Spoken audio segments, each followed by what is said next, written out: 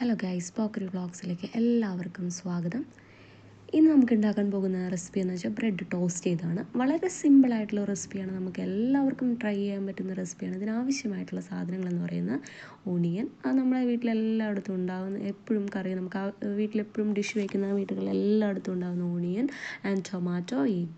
ഇത്രയും 3 സാധനങ്ങളേ ഉള്ളൂ. നമുക്ക് ഇത്രയും 3 സാധനങ്ങൾ വെച്ച് വളരെ സിമ്പിളായിട്ട് ഉണ്ടാക്കാം ഒരു റെസിപ്പിയാണ്. ഇതെല്ലാം കൂടെ കട്ട് ചെയ്ത് മിക്സ് ചെയ്ത് ഒരു ഡിഷിലാക്കി നമ്മൾ എടുത്ത് വയ്ക്കുക. നെക്സ്റ്റ് ഒരു പാത്രത്തിൽ നമുക്ക് ആവശ്യത്തിനുള്ള മൈദയും എഗ്ഗും കൂടെ മിക്സ് ചെയ്ത് വയ്ക്കുക. നന്നായിട്ട് ബീറ്റ് ചെയ്ത് വയ്ക്കുക.